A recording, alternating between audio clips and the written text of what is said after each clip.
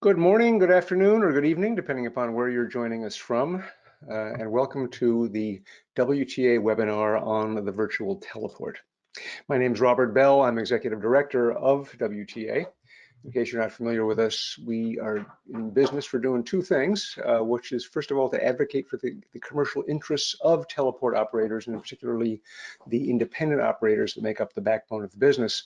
At the same time, while working for their interests, we want them to be delivering the best possible service to the end customer that ultimately we all depend upon. And so we work in a number of ways to promote excellence in operations, in technology, and in business practices. And this report, the Virtual Teleport, published back in January, is an example of what we do to try to keep our members up to date on things they should know about important developments. That report and this webinar are sponsored by Kratos, and we're very, very grateful for that support. Again, if you're not familiar with everything that they do, Kratos is a leading global provider of turnkey enterprise-grade ground segment solutions. So enterprise-grade ground segment solutions. The company's ground network products capitalize on the advantages of virtual and software-defined architectures, and they do that to provide greater agility, lower costs, increased scalability, and enhanced security in service offerings, which are obviously things that we all depend upon. So very briefly, today in this hour, we're going to do this brief introduction. I'm going to offer you a few key insights from our report, which I think will help frame the discussion to follow. And then we'll be talking to some people who really know the topic backwards and forwards, a very distinguished panel we have with us. And finally, some Q&A. WTA's research reports, our webinars, are made possible by the financial support of a group we call Wta Industry Leaders, and they are Eutelsat, Intelsat, Kratos, Liquid Telecom, and SES.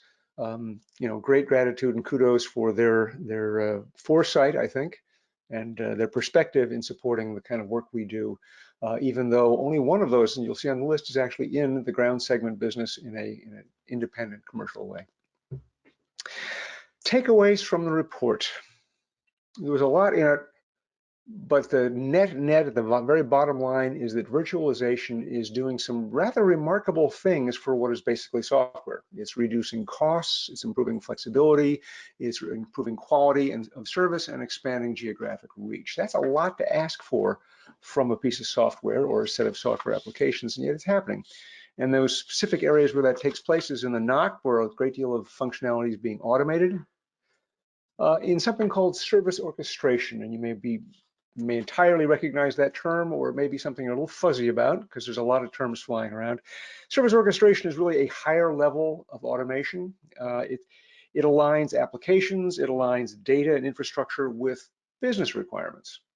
And it does that by defining policies, by defining service levels that guide operations, and then in turn automate the workflows that previously were done manually, automate provisioning, change management, and so forth.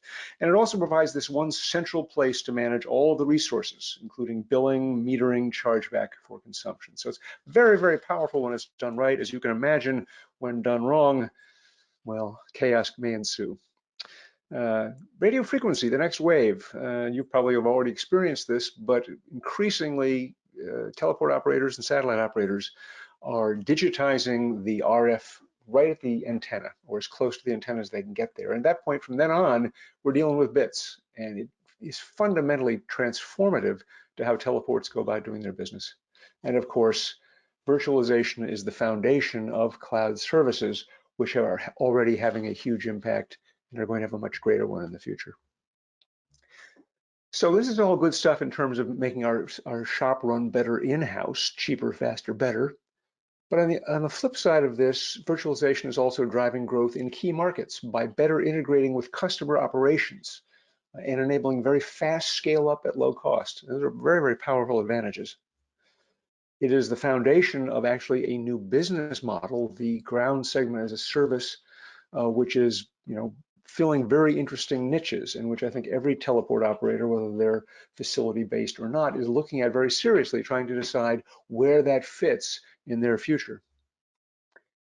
And again, the other thing is always investment, right? It's going to require investment, and specifically that's in infrastructure, not necessarily where you might expect it. It's actually the core infrastructure of moving huge volumes of data, because increasingly all this stuff is about moving bits to better control sometimes far-flung operations, as well as the software to make it all happen, and then the expertise, the people that you're going to need to guide yourself into this future. So to talk about this topic in detail, and that's just the very highest level takeaways from our report, we're privileged to hear from 4 people today.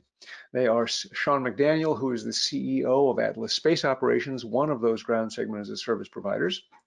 Catherine Munson, CEO of KSAT Inc. here in the US. Again, a company that, in this case, a company that's both facilities-based and virtual in its teleport operations. From Will Mudge at Speedcast, probably the largest teleport operator in the world as of today. And finally, Gregory Quickle, who is Vice President at Kratos. And again, Greg, thank you very much for helping us out in putting on this webinar. Just a reminder again, questions, if you have questions or comments, go to that questions panel. We'd love to hear from you, and we'd love to work your ideas and your concerns into our discussion. So let's get started. We've got a lot of very smart people here to talk to some questions, and so we're going to ask some. Let's start just really basically to see, I've sort of said what virtualization does, but what is it really? And so I don't know who. I guess I'm going to start with you, Greg, because your company is making a lot of this happen. So thanks, Robert. I appreciate that. And I can kick it off. Certainly, I like to think of virtualization as a bit of a green word. It means a little bit something different to many different people. If you look at a basic 101 definition of virtualization, now it's the process of taking application software and extracting it from dedicated hardware in its simplest form. Some people experience that by running different operating systems on a single computer for things like desktop virtualization. I think in this context, probably an easy example would be like network virtualization. So not that long ago, if you bought a router or a switch for your network, it was application software that was running on purpose-built hardware. And that's really what allowed the network and that device to perform. Nowadays, the router and the switch are virtual applications, which means they've been abstracted from that custom hardware that allows the software to route and switch, and they can run in a generic compute environment, which is a fancy way of saying servers. And that could be, in public cloud, it could be in private cloud, it could be in a private data center. But ultimately, that abstraction of the software layer from the hardware layer is really the basic definition of virtualization. Right, thank you. And it's a great definition. And for those of you who already knew, sorry we took up your time, but for those of you who perhaps gained some insight, I think we're at least all starting on the same point. So there's a lot of technology behind there, and you did a great job of summing it up. What basically is, why do we care? What are the new capabilities that this brings to teleport and satellite operations? And Will, let me turn to you for a first take on that question. Yeah, it's a good question. I mean, the obvious enablers are being able to reduce your total hardware stack in a teleport. But I think it also brings some challenges too that we also need to recognize of how do we modernize some of the hardware to be able to go through and make that happen. There's certainly a CapEx investment to make that part of it work, as well as how much traffic do we have through those routers and switches. In our experience, we have been able to virtualize them, but the amount of data that we flow through them, it doesn't make it economically viable to have a virtualized stack in some cases. So I think the capabilities depend on how the application applies, right? When we start talking converting RF to bits, I think it really opens it up to where do you have your equipment stored, or how do you deal with backups? And I think that's really kind of where Sean comes in and some of the software that they've been able to do, and how we can better schedule and utilize multiple teleports and actually virtualize the whole teleport, not just the stack of hardware that's within it, is really interesting. And I think you mentioned one of the other really big ones too. Sorry, I know I'm going on a bit of a long one here, but the ability for remote management, right? We can resolve issues a lot faster by being able to have more visibility into them by virtualizing the stack a bit. It makes me think of the classic example of when electricity became commercialized. It took another 30 or 40 years for factories to rearrange what they were doing to take advantage of it. And you're sort of positing a similar situation here with a very different kind of electricity. Catherine, just talk a little bit about it, because your company is running both your own facilities and these virtualized ones. And Will raised a very interesting question, which is, it's not a what was that they used to say in e-commerce? You don't just spray E all over everything and everything's wonderful. It's actually involves a lot of decisions and trade-offs. Yeah, it's a good question that you're raising, Robert. And really, if I can piggyback on what Greg mentioned on virtualization, KSAT has supported ground station as a service for 50 years. It goes all the way back to the first ESA satellite that was launched. And that's why we're headquartered up in Tromsø, which is very far northern Norway. And this ground station as a service in the past, we would have to load configuration files into more hardware-based radios. So what the software-defined radios allow us to do is more quickly adapt the configuration essentially to new use cases. So, and I need to give, at the very beginning here, a big shout out to Greg and his team, because the Kratos team has been phenomenal partners for us on our KSAT Lite product line, because we are seeing so many new space operators look at different ways of implementing various modcons, various architectures on their comm stack. And the Kratos team has been very responsive to help make sure that we can support any of those different modcons that a different mission set may be using. So the good news is that we can do that customization in the software layer with Greg and his team, and that doesn't mean that we have to look at a different investment case to buy a new radio. So it allows us to be very flexible and customized. And customized is actually the word that I would expect to hear more about virtualization, and yet don't hear it very often. We do talk a lot about economies of scale, but really it's the ability to be different and unique and still capture that economy of scale that I think the virtualization is able to open up for us. That's a really interesting idea. It's almost like, there's a term for that in consumer business, mass customization. That's very interesting. Sean, what's your experience with that? Because your company runs a completely, I believe, completely virtual operation. Yeah, to the extent that you think of the separation of the physical and the virtual, our operations is completely virtual. We do have, out of necessity, right, our own physical layer in the network that we own and operate, as well as that which those that are connected to our platform. But we think of virtualization as the automation and the leveraging of modern cloud compute technologies to virtualize network operations, not necessarily the physical hardware needed to close link, if you will. In terms of our approach, right? It really starts from the user experience and works its way inward toward the satellite operator. Excuse me. So we start with making that entire value chain as simple as possible, leveraging to the greatest extent possible, physically possible, software, right? And we do that in the cloud. Well, and as always, when you're making it simple for your customer, it means you're making it incredibly complicated for yourself. But that's just that's just life.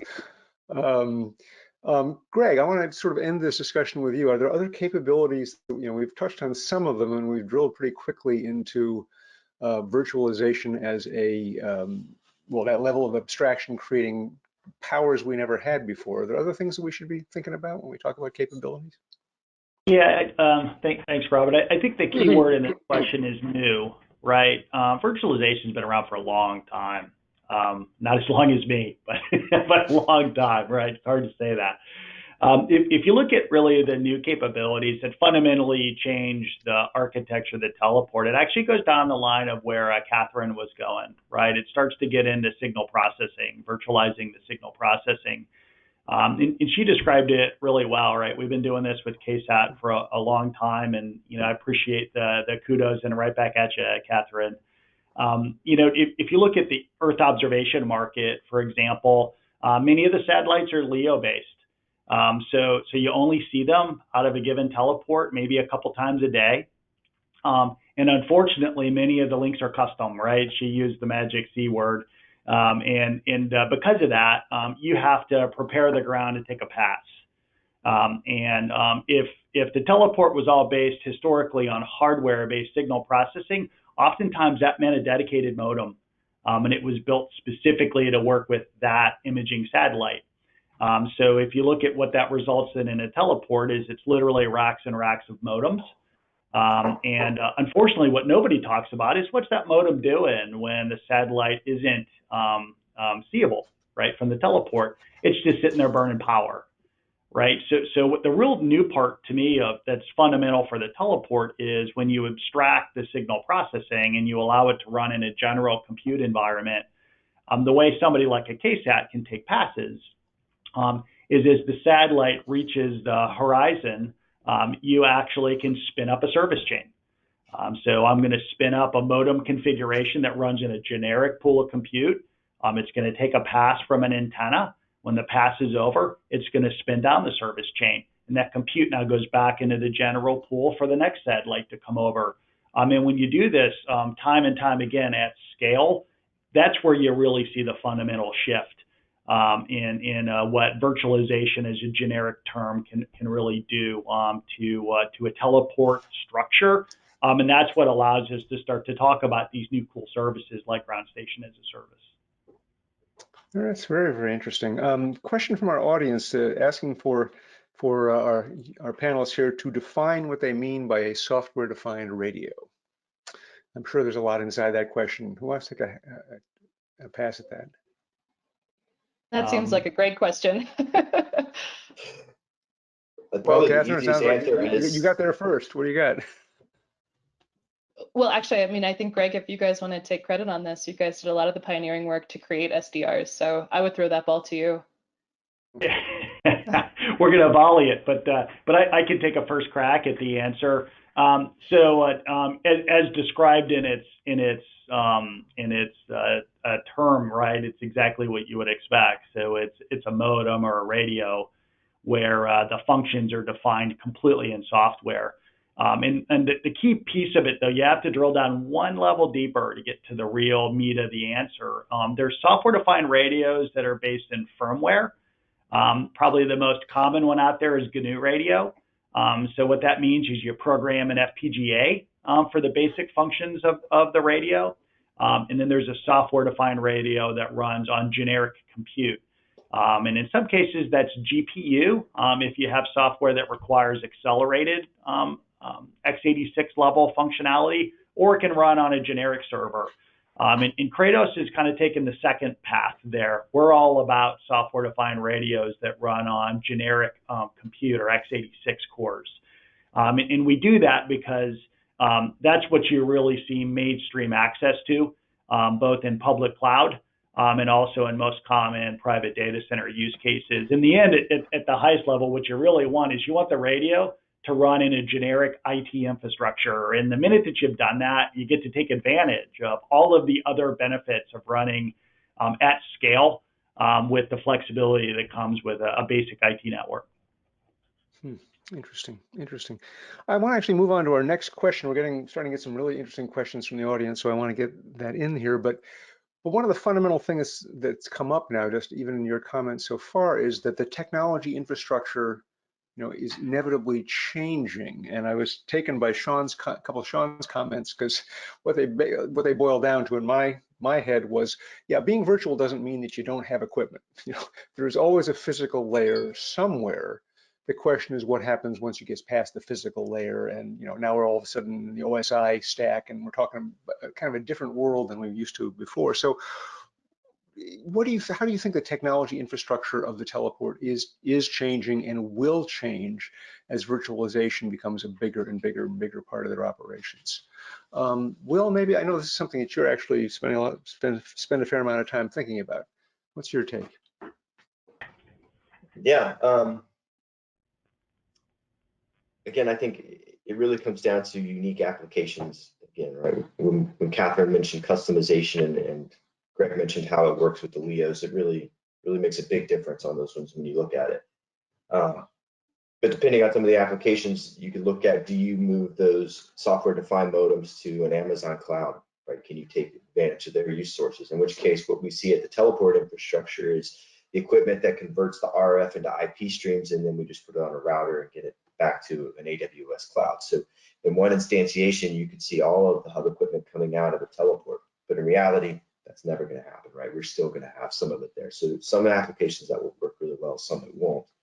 Others you can see, the accelerations, the routers, the switches, the modems, all of that can go into a virtual stack. And then you can be hardware agnostic, and maybe you keep that at the teleport. In any case, I think it's going to end up being a consolidation of hardware and racks at a teleport, and then some split between backhauling data to a data center for some customers that can process it there locally, or they distribute it back to their end users. We talked about LEO Earth observations. Obviously, the end users sometimes like to bring that all the way back to themselves before anyone touches it. So that there's different ways that you could use it and deploy it. I think the interesting one is how much can we actually virtualize? At the end of the day, are we going to be able to virtualize the modems? Are we going to be able to virtualize the switches? Can we virtualize the ACUs? The list of things that can actually be put onto that hardware and leveraged in an effective way is really where I think the key is going to be going forward. It's very interesting. A question from our audience actually ties to this. It asked where in the experience of our panelists are modem providers on virtualizing, right? Because you got a business that's been built on selling you a box, and increasingly it's the smarts inside the box that matters. So are they on board with this? Are they trying to preserve, and of course this is a big broad brush because there's a lot of modem manufacturers, are they trying to preserve their existing business model? Are they leaning into virtualization? Just, I guess, let me ask that question of Catherine and Sean, because they're busy trying to virtualize everything in their operations if they haven't already. Catherine? Oh, okay. Yeah, no, I would say that yes. And Greg being here on this panel and Kratos sponsoring this panel is a very good data point to say, absolutely, the modem providers are driving this change, which frankly, I think is very impressive because, again, I have to say that we've had such a wonderful experience working with Kratos because they have never said to us, no, tell your customer no. They say, okay, let's figure this out. Let's figure out how much engineering time it will take to build this custom configuration file. And typically they've been able to move just as quickly as our customers have been able to in the new space market, which is fast. So I would say that we've gotten a huge amount of support from Kratos in building toward virtualization. We will also say that it is going to change business models. So as KSAT is working as a service, we're having conversations with Greg and his team as well of how do we help our we're a provider, how do we help our suppliers capture our same the benefits that if KSAT's successful, how do we make sure that Kratos is as well? Because we couldn't do KSAT Lite without Kratos. So how do we help make sure that as we're moving to a as a service model, that Kratos is actually included directly in that as a service model as kind of an integrated service offering rather than a more traditional supply chain type of procurement operation. We use the word partner very intentionally because we see Kratos as a partner, not as a supplier. Sean, anything you want to add to that?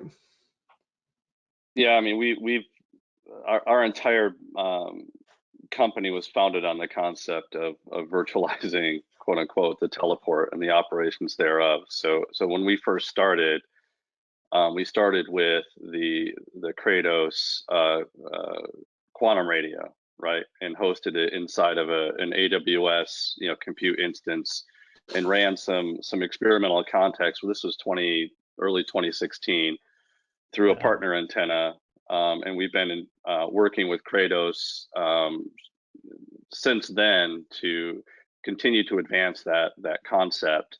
And they've matured immensely in that short period of time, right, to address the current and the present and coming demand for that type of operation, and it's driven by client demand, right, client requirements, right, and what we're seeing is a shift towards more of a managed services type model in the ground segment as a service, vertical, if you will.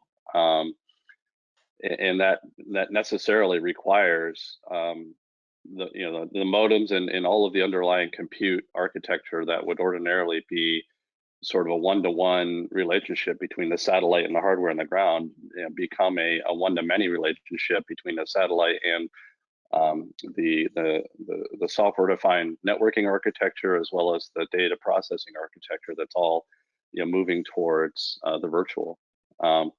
In addition to that, they've been very open to helping us evolve our network operations architecture to be truly, I would say, mixed hardware compatible, where no longer satellites in orbit need to rely exclusively on the interdependency between the radio that they're flying and the radio on the ground.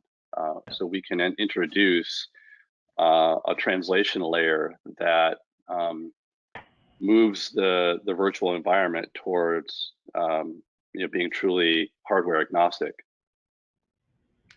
It's really, really interesting. I'm always incredibly impressed with businesses that actively engage in what you could describe as the cannibalization of their existing products because they know where the market's going. So, Greg, you've gotten some pretty nice commentary from this. I don't know if you're able to speak to this at all, but you're one of a number of modem manufacturers. What's guiding this decision to move into a new world, even though the business model is so different? So the business model is different, and it is hard to navigate it for Kratos as it is for really anybody that grew their business based on. It's not even just modems. We'll just say teleport infrastructure, right? There's lots of things in a teleport beyond the modem that have to be virtualized for this to work, right? Examples: channelizers, combiners, spectrum analyzers, frequency converters, right? You walk into a teleport and, I like to say today's teleport in many cases looks like a telco central office from the 90s, right? It was racks and racks and racks of equipment. And as we see the operators start to shift to more virtual infrastructure, right? Just like you could with a telco central office, you could probably set up a full court basketball court in some of those teleports. So why are we doing it? I would tell you really don't have a choice. Much of it's driven by the innovation at the space layer, right? I've been on record saying we're in a space renaissance. Look at the explosion in number of satellites, amount of bandwidth, number of beams. What doesn't get talked about enough in this topic is configurability of the satellite, right? Who'd have thought 10 years ago you launch a satellite and the payload isn't fixed for 15 years. You can change it multiple times per day. So we have all of this great innovation going on at the space layer. And if the ground doesn't innovate, we're going to hold the whole industry back. So it is hard. And as a product manager, one of my tough jobs is figuring out how do we monetize this and keep our business whole.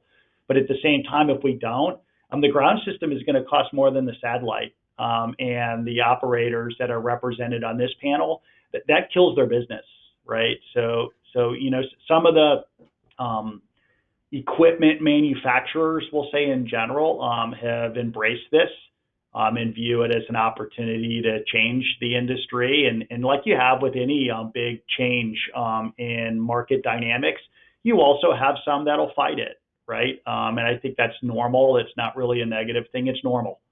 And Kratos has kind of taken the path to kind of try to be one of the leaders in this charge, because we feel like if it doesn't get done, essentially all of that renaissance in space is left for a much less of a return than it could have had. It's a great comment. Thank you. I'm going to skip ahead. We've already talked pretty much about cloud services, but I do want to just, before coming back to some of our many questions from our audience, and there's some people in here who are really interested in talking to members of our panel ultimately about the details of software-defined radio, of RF over IP, of a whole lot of stuff. So you'll be interested in that. But also, let's talk just a little bit about how the business model or the technology stack for ground segment as a services differs from the traditional teleport. So Sean, why don't you take that? I mean, you've talked about how your company was founded on the idea of being virtual, and yet it does have a physical layer. So where's that dividing line, right? What do you have to have in place, either something that you own or something that you don't own, from a physical standpoint, and then where does the operating system, if you will, of Atlas take over? Yeah, I mean, ground segment as a service isn't a new concept, right? It's existed with KSAT and Universal Space Network prior to their merger with SSC, and SSC continuing until commercial space started to evolve to what it is today, and made room for operators like Atlas and others. So when we first started, the problem we wanted to address was the connectivity between the customer and the physical layer, right? Initially, that meant for us establishing an operating system in the cloud that can leverage all of the economies of scale available there in that business model, and extend that to the teleport or the ground station, if you will. Initially, we relied more heavily on partner stations, but realized very quickly that the customer demand for access necessitated the build, the own, and the operations of our own physical layer. So we started to build, and we evolved from there. In terms of the sort of the demarcation between the physical and the virtual, if you will, what we learned is that the networking between the physical and the virtual can become very expensive depending on the use case. So out of necessity, we had to transfer some of the operations being performed in the cloud to the edge or to the ground station, until such time as we can, I would say, make more efficient use of the backbone to get into the cloud, and make it more beneficial to the overall business case. And we're still, trying to solve that problem. It's one of the hardest problems with ground segment as a service in terms of the operating expense, right, for that business case. Trying to address as many of the customer requirements, and this gets into the customization, right, as possible, while working within and around the physical limitations of the backhaul between ground stations that may be out of necessity located in remote areas of the world. That makes the business case for ground station as a service a lot more expensive. When you get into higher order requirements for data transport. So there are still some challenges that we as service providers are trying to solve to keep those expenses under control, and the overall economy that we pass on to satellite operators and their customers under control. And that's done right now through industry partners, through partnerships with cloud service providers who have the existing backbone, through partnerships with data center networks, with large tier one telcos, things of that nature to help offset some of those costs and for some of those requirements. I said a lot. Sorry. But thank you for saying that, because that fundamental to the business model is it's interested me in that for years satellite operators have had this great deal that they haven't always, I think, appreciated in terms of its value, which is there's all this infrastructure on the ground that they don't have to own and operate and upgrade.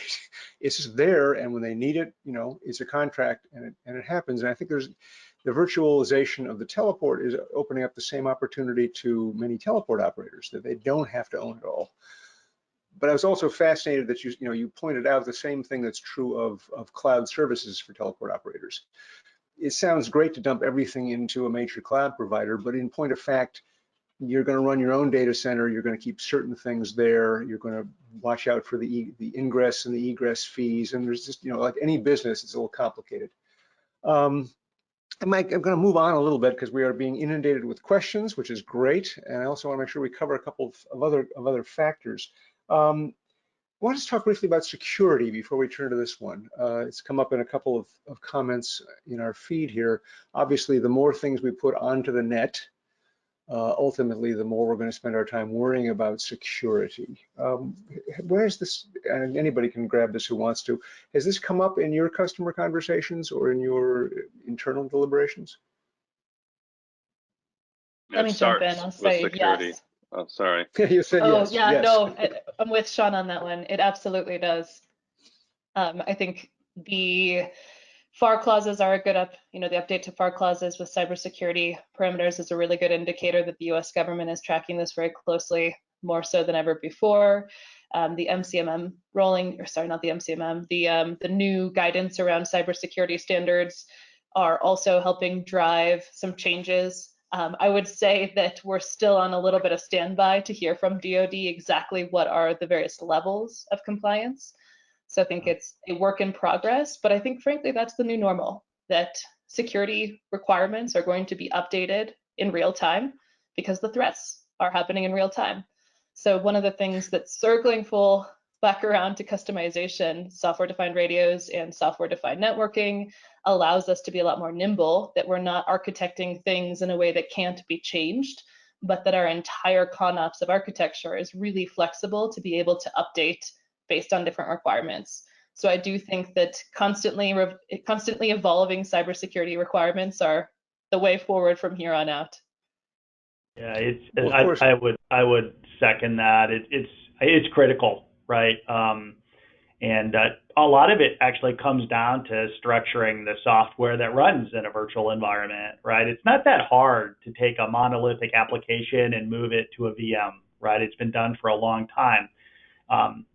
For you to really make that application secure, it needs to be broken into microservices, which makes it, by the way, run really well in a generic compute pool. But it also then allows you to apply things like TLS to authenticate links between all of those microservices. So if you have essentially an application or set of microservices that dynamically change with changes in demand and supply, that by definition also changes the attack vectors of your software. So security actually goes to the basis of how you really build a proper virtualized network. And I would tell you it's every bit as critical now as it's ever been, and really a center focus for Kratos and for many others. I remember we've done a fair amount of work in cybersecurity, just trying to bring everybody up, sort of raise everybody's understanding of it a bit. And, it's all driven by the fact that we're all fine until we touch the network, until we touch the public, until there's an access point somewhere on the internet into our systems. And in the old days, satellite existed in this nice silo. It was highly protected, but increasingly we can see that's not going to be the case. Will, do you want to weigh in on this? Because obviously, you're carrying a lot of critical data like everybody else is. Yeah, I like the DoD approach, compartmentalization, right? So we very much see a breakdown of compartmentalization. And Greg's right. Doesn't matter how much you work on the software, somebody can always find a better way to get into it and hack it. So the ability to physically segregate these things off into their own networks and then reduce the number of touch points in and out, to Catherine's point, is kind of the new norm, right? It's exactly how it's going to be, which makes it much more difficult for us on how we manage these networks, because we may not be able to get into all the places we need to get into to manage, or our customers can't get in and manage the way they used to. We see it. We have some clients that used to have public IP addresses where they could go in through their public IP and manage their devices, and now they're not allowed to do that anymore. So they have to find a new way of managing these things virtually. So very much in this case, a very big deal for us. Compartmentalization is key. Making sure you control your touch points, and then you only have access to the things you need access to. What a nightmare. Okay. Greg, is there anything you want to throw into that just before? Because you're busy designing it from the ground up. No, I think that's actually a key way to describe it, right? For you to really do it well, you kind of have to start from the ground up, right? Security is not a feature. Security gets to the core architecture of how your software runs. And, I think that's the fundamental principle that we've really used as we've defined our new platform called OpenSpace. And ultimately, that's what will make it, best in class when it comes to security. I think it leads really well to the question you would put up, right? How does it drive skill and staff needs, right? Having people that understand security principles is a big piece of this. I would second that with people that understand service and resource orchestration, basic cloud fundamentals. people that understand software-defined networking. And you don't find a lot of those that have historically grown up in the space industry. So that, one of the tougher challenges here, it's not the technology, it's the resources. And the companies that have taken a very progressive approach, like some of the ones on this panel, have essentially had to hire largely based on that approach. And a lot of the value in the company is actually having people that understand the RF specifics of how you run a space network, and essentially the data and virtualization piece of how you run a space network. I'm always interested in the seesawing in terms of skills demand. I'll hear our teleport executives complaining that it's really hard. They can't get enough data scientists. They can't get enough people who can do all that. And then the next breath they'll say, "And where are the RF engineers? I need RF engineers." The old world doesn't disappear. Catherine, Sean, or Will, do you want to just weigh in on this issue of how your staffing up of what you do is changing and is going to change going forward? Yeah, I mean, from our side, we're fortunate being a service provider and not just a teleport operator. I think depending on how this is structured, if you just had RF engineers, it's really hard to educate them on how the IP needs to be set up, the networks, why you have some things, right? When you equate it to go back and locking a rack up versus how you design an IP network, there's a lot of upskilling that would have to come into play. But I mean, we're fortunate in that we have people that are developing software. We know how to run the stacks. We have sysadmins. We have IP architects. We know how to structure those networks. I don't know that that's necessarily true of all businesses. I think Catherine and Sean certainly have those similar skill sets, and I think we're all fortunate that we have that on our staff, and then we're able to bring them all together and upskill them so that RF engineers can learn about VLANs and VRFs and why we have segregated networks and the likes. It really helps, but I think that's kind of unique. I don't know that it's universal. Interesting. I don't have a single RF engineer, I guess classically trained RF engineer on my staff, right? The technical team is I have a field team, very capable and very world-class field team that really understands the physical layer and how to configure it, run it, operate it. I've got a very technical network engineering and software engineering team, but I don't have any RF engineers. It's just an interesting how the staffing in our organization has played out over the years. But Sean, is that because you're able to rely on partners to have that expertise when it's required? Yeah, I mean, we rely on the expertise of our antenna partners, and we rely on the expertise of our of Greg over here, and the modem partners, and yeah, I mean we have sent engineers to training, right, to get spun up on the basic principles of RF engineering, but to the extent that we've balanced our staff the right way, I mean that I hate to use a cliche, but rising tides float all boats. We rely on our partners who are experts in these areas, so we can hone our expertise in our area. A question from the audience actually spurs me to ask a slightly different question, but I think it's highly related, which is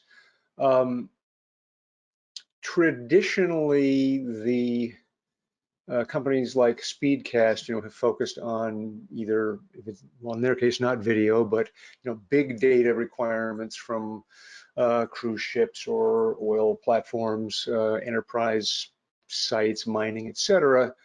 And there is a perception, at least, that for the ground service segment as a service businesses, that has been driven largely by Earth observation. And so I guess the question I want to ask of Catherine and Sean is that perception still realistic, or is the business diversified? So I'll jump in, and I will say that I think, to Greg's earlier point, no one wants to be on the wrong side of history. And these space platforms are incredibly expensive. To get the bus into orbit is incredibly expensive, to build the bus, to operate the bus. So all of these business cases close better when you can crank more data through the platform. So really, I think one of the fascinating changes in the last 5 years, like we're talking a lot about ground and being ready to accept change from the space side, but I give huge credit to the space side radio developers because they have figured out how to run some incredibly high data rates from a 3U CubeSat, which 5 years ago would never have been possible. Folks, it's very funny to me because we have an internal kind of check at KSAT of which is the highest data rate that we're running from the smallest platform. And we're up over 1.6 gigs on a 3U right now, which is mind-blowing. So that's one piece of it. But then you have bigger platforms and higher frequency bands. So folks are pushing into V-band, Q-band. We already operate quite a lot in Ka-band. So we just won the NASA NICA contract to build 2 Ka-band antennas for NASA. And that, those are the payloads that require that high data rate back to Earth. And we're also building an optical network. So really, I think that the industry is only as constrained as the amount of throughput that you are able to support.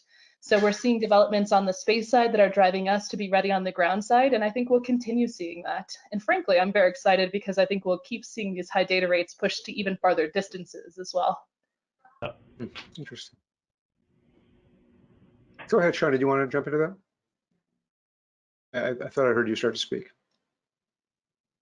Oh, I was just going to add that in what we're observing is, while Earth observation is arguably the most mature of the business cases in space right now, from a I would say B2B perspective, right? That's sort of driving scale, driving the need for scale, the need for higher throughput, as Catherine mentioned, not only space to space, but from ground station to cloud, right? And that's, I alluded to that earlier, that's one of the biggest problems that needs to be solved on a global scale, optimizing for data transport to and from space, but also from point to point on the ground. Interesting.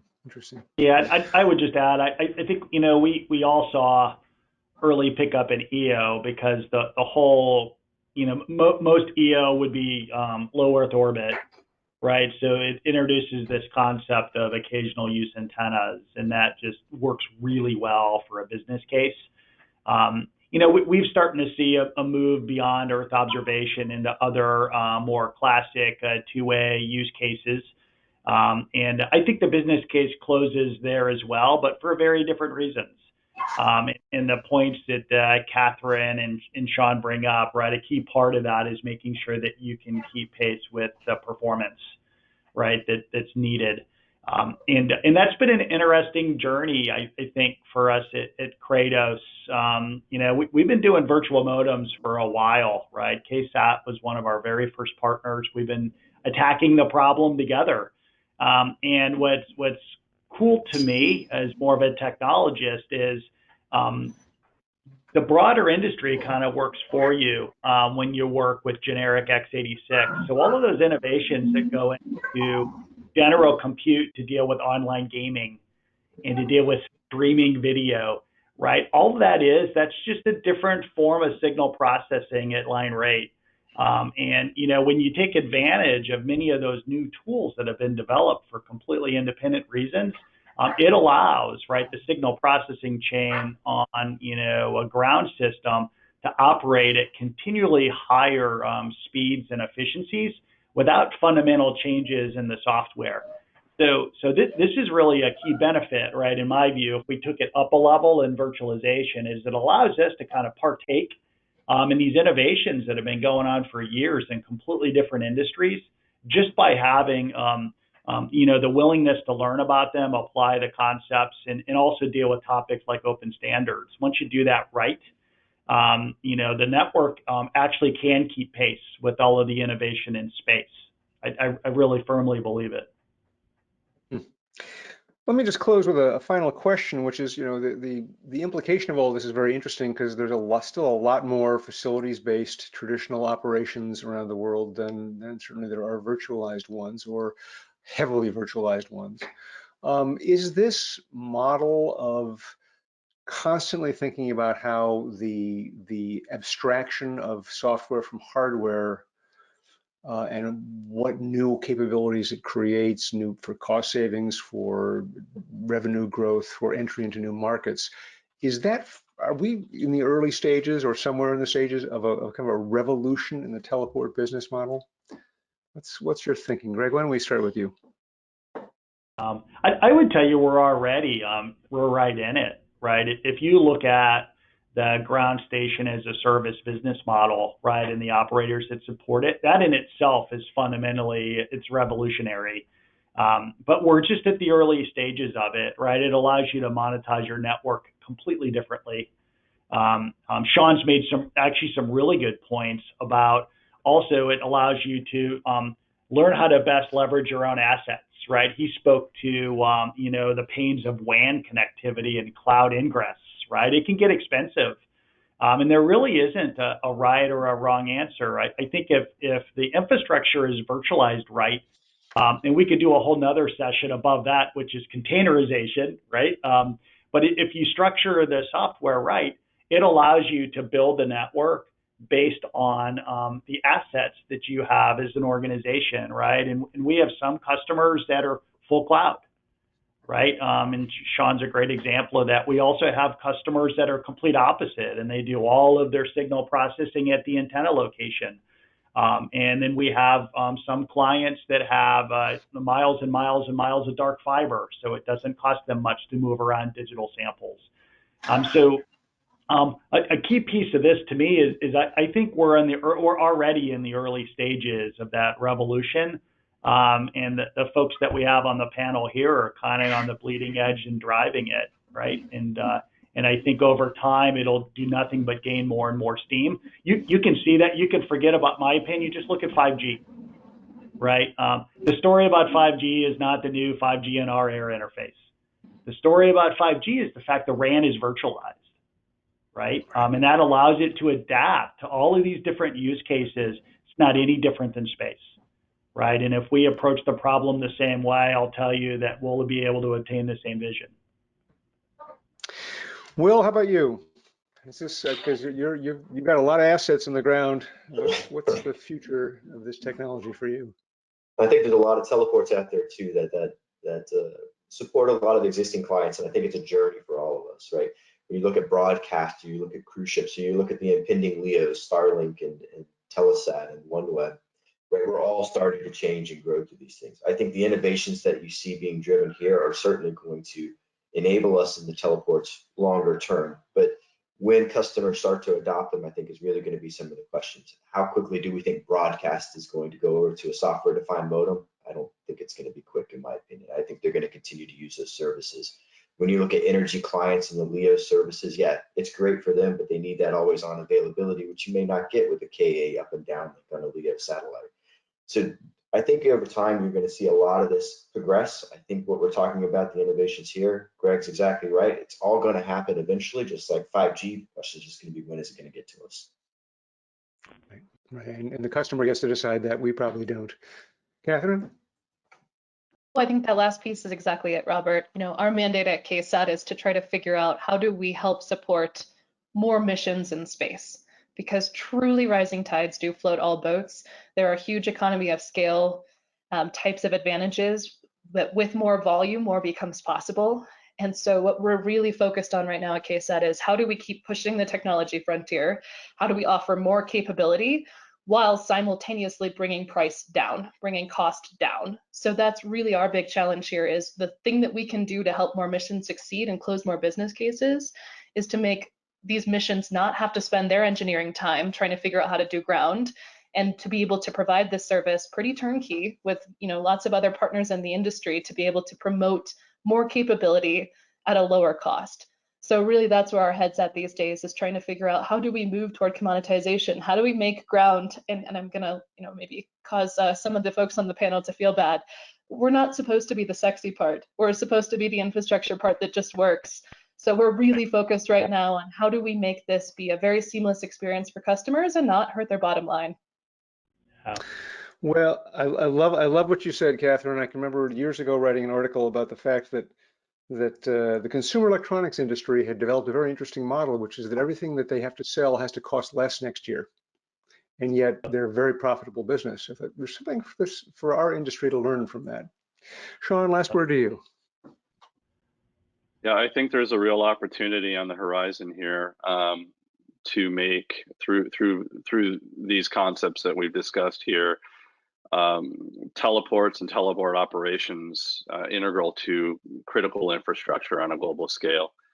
Right, as LEO space networks evolve, and MEO and GEO for that matter, and beyond, the need for scalability on the ground is ever more present, and the global economy will become ever more reliant upon it. So the need for these types of solutions is it's staring us in the face, and you know, those of us here on the panel, you know, we're all on the leading edge of that, and it's going to continue to grow and become ever more important as we evolve. Excuse me. Well, that's all we have time for. I have to come to the end of this and thank our panelists, Sean McDaniel, Catherine Munson, Will Mudge, and Greg Quiggle for an incredibly informational session. I'd just like to encourage you to please fill out the online survey after our webinar, because we really appreciate your feedback. Do enjoy your free copy of the report, which is downloadable from the handout section. Coming up from WTA, at the end of this month, we're going to be publishing a report on coming back from COVID-19, what it's been like for the teleport sector to go through that and to begin to imagine a new future. In May 2021 cloud forecast for teleport operators. We'll come back and see what's happening there. And then we'll be returning, Greg will be pleased to know, with a session on service automation and orchestration for teleport operators that, again, Kratos is making possible. So we appreciate that. We appreciate the time you spent with us. We appreciate all the questions we received, many of which were far too detailed to bring into this discussion, but we'll be sharing them with the panelists and seeing if we can get you some answers. So for WTA, this is Robert Bell. Have a good day, and thanks, everybody. Yeah, thanks, guys. Thank you.